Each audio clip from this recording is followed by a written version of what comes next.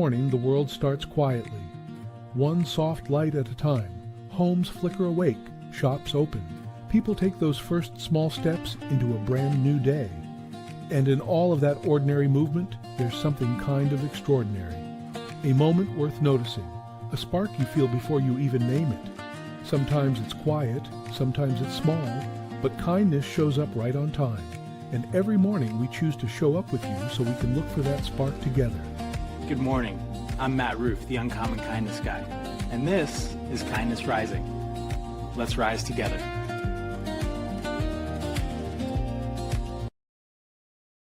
Good morning, good morning, good morning, everyone, and welcome to Kindness Rising. Good morning, Mike Sullivan, future life coach. I appreciate you. Yes, I am here. Reggie and Rusty are sleeping, but maybe they'll show up again in a little bit. They might have hit the snooze button, but you didn't. You didn't hit the snooze button, Sullivan, and I hope everyone else out there didn't hit the snooze button and is coming to join us here for a little hope, humanity, and heart. And we are continuing today with our mini series inspired by this classic book, As a Man Thinketh, James Allen. Yesterday we talked about the architecture of the work that we need to do to change our thoughts in order to change our circumstances. And today we're going to be talking about repetition. And James Allen, he makes the case that a single thought is just a visitor. In and out it goes, right?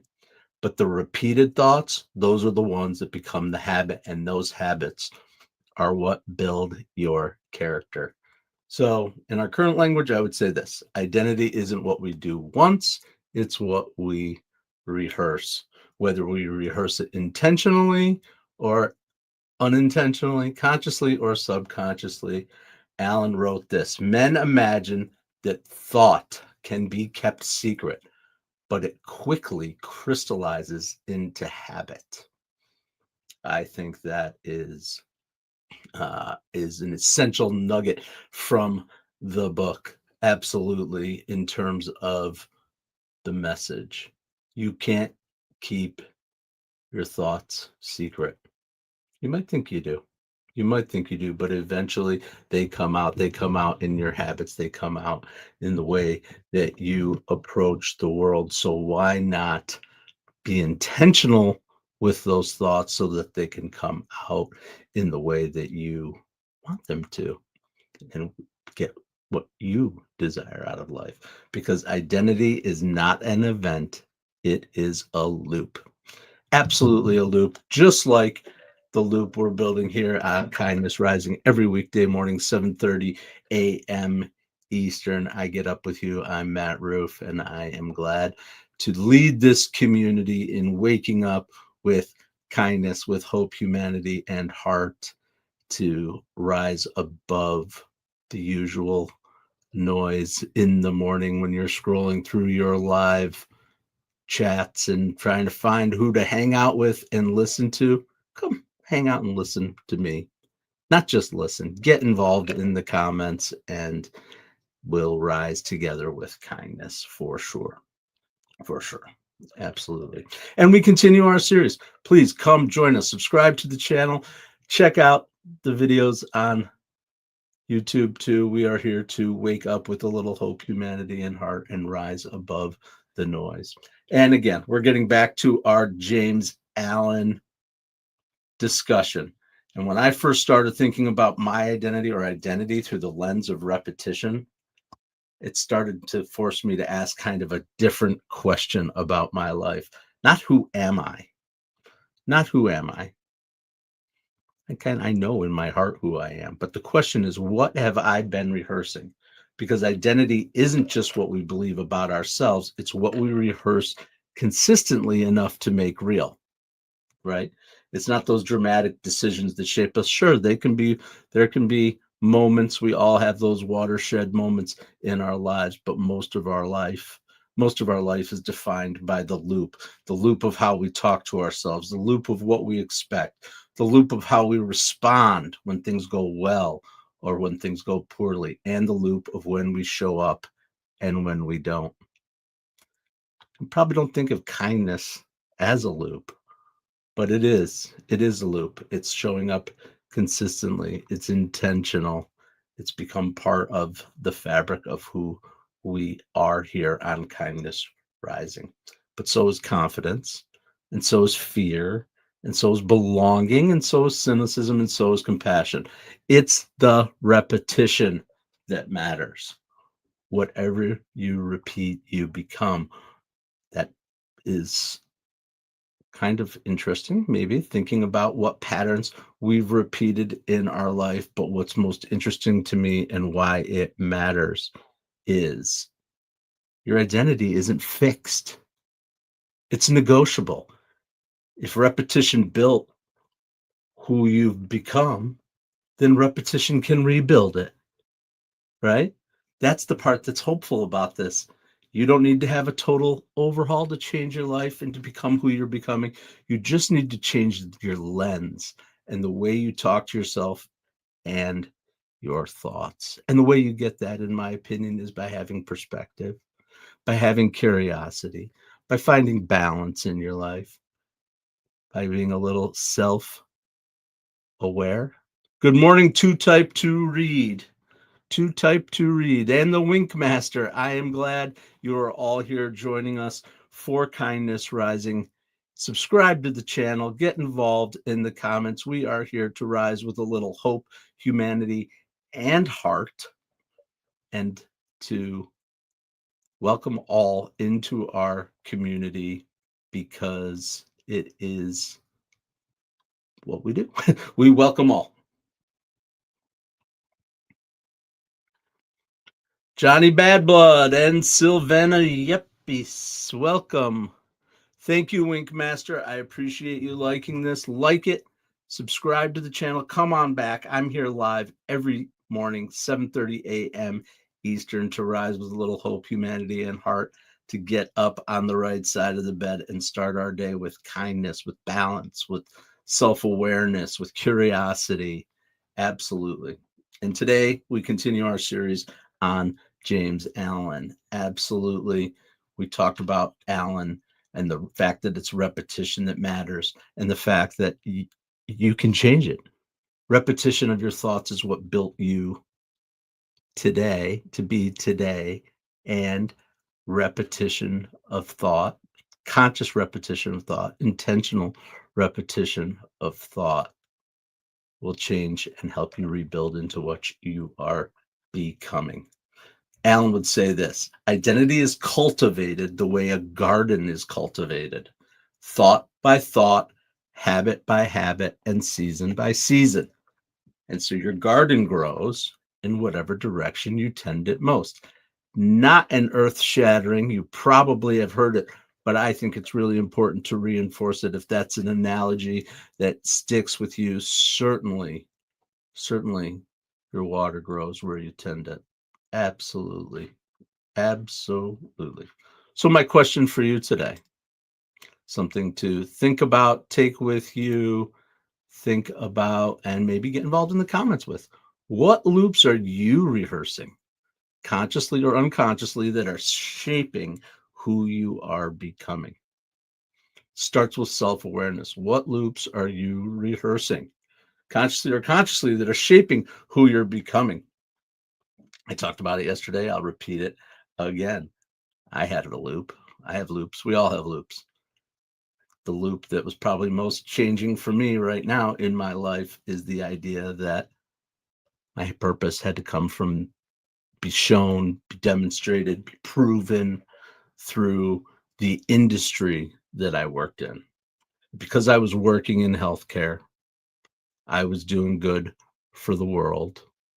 And therefore, even if I was miserable, and even if it was not aligned with what I felt was my true purpose, it was somehow manifested, right?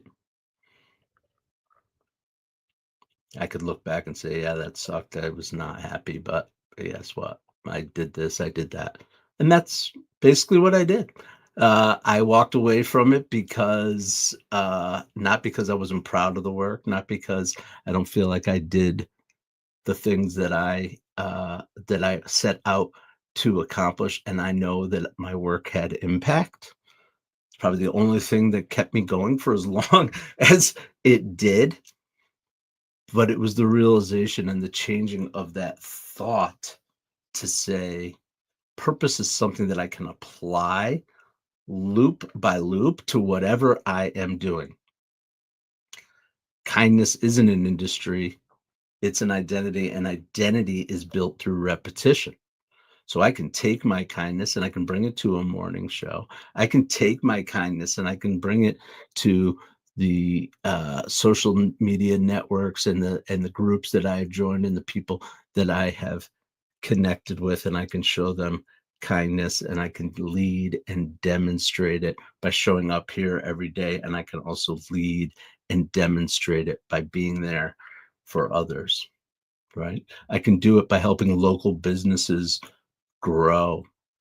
That's something that I'm focused on right now, is focusing on helping local businesses to grow. I grew up in a family very connected to local businesses. My father was a businessman in the area, in the region that I work in retail, and he was actively involved in community and showing his kindness through his business. And while his business was furniture and appliances, his real business was community, and his purpose was spreading joy for people, giving people a home to live in, a comfortable home to live in, um, and his activism work too, things he did in the community, whether it was for the Boy Scouts or for the hospitals and health systems in the area, or all the different charity organizations, the churches, the theaters. My father was present in there, and so that's a legacy that I'm living with. Didn't mean to go here today, but I am. But the point is that he didn't live his life. I'm just kind of seeing that now as I'm talking about it, which is pretty cool for me. He didn't live his life because his career provided purpose, right? It was the other parts of his identity that were woven into his career and into his life outside of his work. That's a pretty good aspiration. I think I'll stick with it for sure. To pause and avoid conflict when possible. Mike Sullivan, thanks for getting involved. I agree 100%. Uh, I don't think, well, I don't know. Avoid conflict entirely. I don't think that's healthy necessarily either, personally. I think healthy conflict is really good. I think it's important for us to all look at diverging opinions and think about what people are saying and think about what the motivations are and determine whether those are aligned with us, and realize that it's also okay for us to change our mind. A lot of people get so set in their ways that no matter what you say or think, or they say or think, it just becomes repetition in their mind to the point where there's no escape from it. And that's, to me, that's not a really very exciting life, to have one stream of thought and never be open to a new idea, to growth, and being stuck. I think there are a lot of people, unfortunately, today that are that way. No matter what side of the political aisle, we don't talk about politics really here, but no matter, there's so many people that are just stuck. And that's something that I've tried to do here on Kindness Rising, is get us unstuck a little bit. I hope that, like I said, if I ever have impact on one person a day, that is a win for me. Someone seeing things in a different light, seeing something that they never saw before, something curious that they want to perhaps lean into. And I do that by doing kindness spotlights. And I'm going to do a kindness spotlight now, because I think this one applies very well to our topic of therapy dogs. Of therapy dogs. I just ruined it. I ruined the surprise of James Allen. We're talking about therapy dogs. Oh boy. Oh well, that was something. No. Yeah, Therapy Dogs International. How does that connect to James Allen? Well, Alan believed that thoughts become habits, habits become character. And he said that when we do that repeatedly, eventually that becomes who we are. Sure, dogs are behaviorally trained and that kind of thing, but I still think it's a great example of repetition, training, socialization, evaluation, visits with other people, all those things that a therapy dog has to go through until their comfort, their ability to lead and comfort in someone who needs their help just becomes who they are. It becomes a characteristic of who they are. And the same is true for us humans who hold the leash and the handlers who help who help those dogs. They had an interest. They didn't say, "Oh, I'm going to bring comfort into the world." Maybe they did. I don't know. But I know this that identity, once they make up their mind that they want to be a handler or they want to do something, just like when we make up our mind to do something, it forms slowly, class by class, visit by visit, hallway by hallway. The handlers and dogs repeat the action until it becomes a way of being. And then their new identity emerges. I serve by helping others feel safe. That's, I think, a pretty cool connection for Therapy Dogs International to our topic today, right? Because character, as James Allen might say, isn't built by circumstances, but consistent inner direction. And Therapy Dogs International, they show that kindness works the same way. Small, repeated acts shape who we are, and who we are shapes what we give. Our thoughts, our repeated thoughts, become our identity. Our identity forms our behaviors and our choices. And those choices become who we are. And our circumstances. And that's Alan's philosophy. And TDI is doing that with a fur vest and a wagging tail. And that is Therapy Dogs International. Oh, nuts.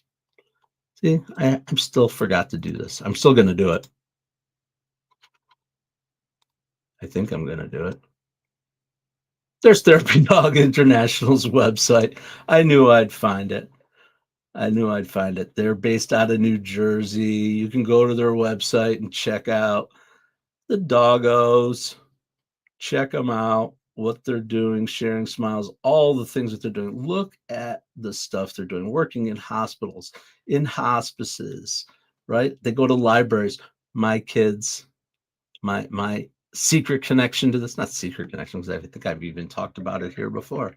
My connection to this is Saturdays, 1 or 2 Saturdays a month, the therapy dog trainers in my region would go to the libraries, to the kids section, to the local library, and the kids could go and sit and read to the dogs, and it was part of their training and their socialization. And I have incredible memories of the 4 of us, my family, as my kids were growing up, going to the library, reading to the dogs, helping to socialize those animals while learning and growing themselves. And that was a pretty cool experience, that connection between doggos and humans. And I know that they've talked about it as they've grown older, that memory. I think that is definitely core memory stuff for them. And I hope it taught them a little compassion, a little kindness, a little community involvement, growth, education, learning. Those are the things that I've tried to instill in my children. And that was one way we did it, through therapy dogs. I think it's pretty cool. Not everybody does it. There were good crowds there, though. There were definitely families that leaned right into that same idea. Sometimes my kids would have to wait to read with the dog. They'd go pick out their book and wait for the dog to finish with the kid before them. And that to me is kindness, compassion, curiosity, all those things in action. So check out TDI. So there's more promotional stuff.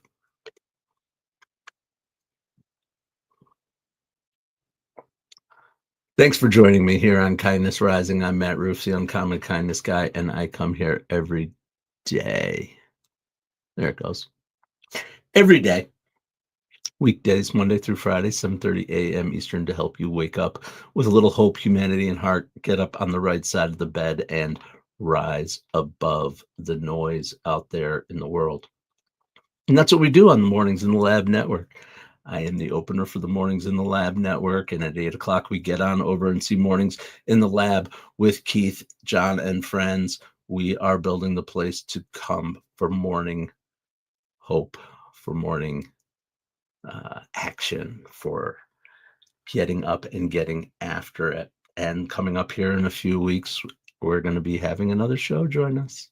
I am Kindness. Keith and John are a little bit of chaos and a little bit of fun. And Cheryl Raphael Whitaker is going to be joining us. Her program is going to be a weekly program on Wednesdays. I think starting the first week in February. I can't remember exactly, but she's actually going to be joining me here on Kindness Rising. So I hope you'll come back and meet Cheryl for sure. But her program is It Starts with Joy, and how joy can become your COO. She's a really cool person, and I hope you will get involved and check Cheryl out too. So you'll be seeing more of Cheryl on the Mornings in the Lab Network, and you too can bring your repetition, expression, and accountability to the Mornings in the Lab Network when you go live.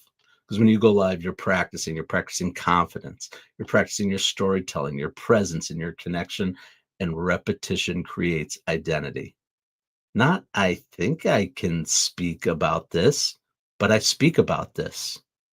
Not, I have some ideas, but I actually share my ideas. And not, I care about kindness, I show up for it. And that's what I do on Mornings in the Lab Network every weekday morning. James Allen said character emerges through repeated intention. Going live turns that intention into demonstration. One episode, one story, one viewer at a time. Your identity grows in public the same way it grows in private, through your loops. Join me every day, 7:30 a.m. here on Kindness Rising, for your loop of hope, humanity, and heart. Thank you. All right, Roseanne Roof, maybe intentional is the operative. So much to think of. Love this chat. Intention. That is something, absolutely, that is a key word, right? So many of us, including myself some days, everybody, we wander around and we go through the motions, and we do what we need to do, and we make our phone calls, and we clean our houses, and we make dinner, and we do all those things of daily living too.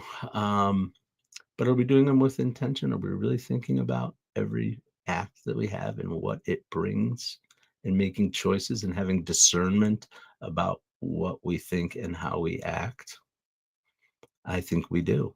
I think we do. And I think when we do, things are better, as opposed to just letting things happen to it. It starts inside. Happiness is an inside job. Have you heard that before? I have. All right. Let me get this banner off of here. Maybe you thought of something. I hope you did. But I appreciate it. All right. So I'm going to do a little bit of something different. Tex manages new begins clips. That's a heck of a handle you got there, Tex. When did I start transitioning? I started transitioning in October of 2024, when I transitioned from being a corporate slave and not living to my purpose to coming here on Kindness Rising and getting up and getting after it every day with intention. What transitions have you made, Mr. Tex Manages New Begins Clip 7583? Are you making changes to make your life better? Anyway, moving on to so Rusty and Reggie, apparently they slept through the night, so they didn't have a chance to record their message for you, but they did tell me about another organization that I want to talk about. It's one that I've been looking at very closely because it is like perfectly so aligned with what we do here, turning kindness into something repeatable, collective, and culture shaping, not just occasional gestures. Talking about the Random Acts of Kindness Foundation.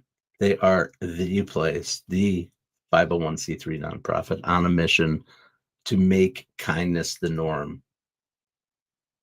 Make kindness the norm. The foundation believes that compassionate behavior shouldn't be a one-off. It should become part of who we are and how we structure our communities.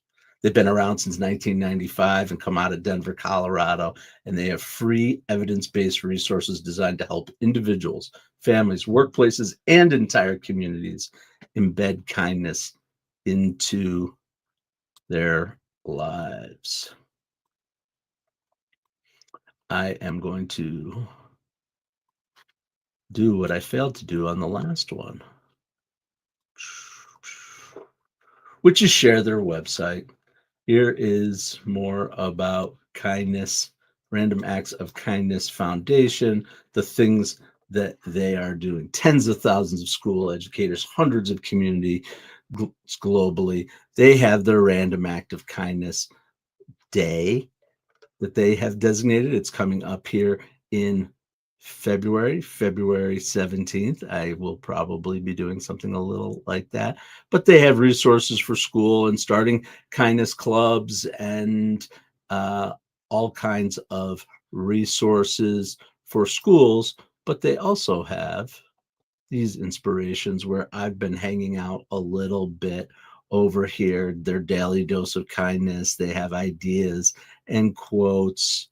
This I thought was cool, just little tags, little things that you can do.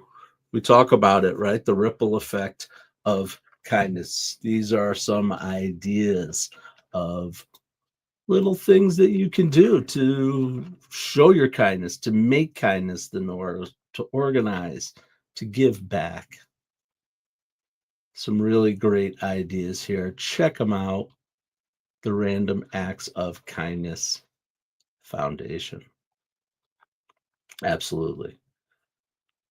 And their whole idea is the same thing we've been talking about right here on Kindness Rising, which is that repetition is transformation and kindness isn't practiced because there's a day on the calendar. It's everyday actions.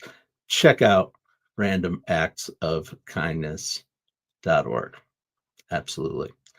All right. Well, we're winding down on day 2 of our James Allen themed series. I'm glad and so appreciative and grateful for those who have come to hang out here for a little brief reprieve to start, not even a reprieve, a brief moment to start your day with a little hope, humanity, heart, and heart.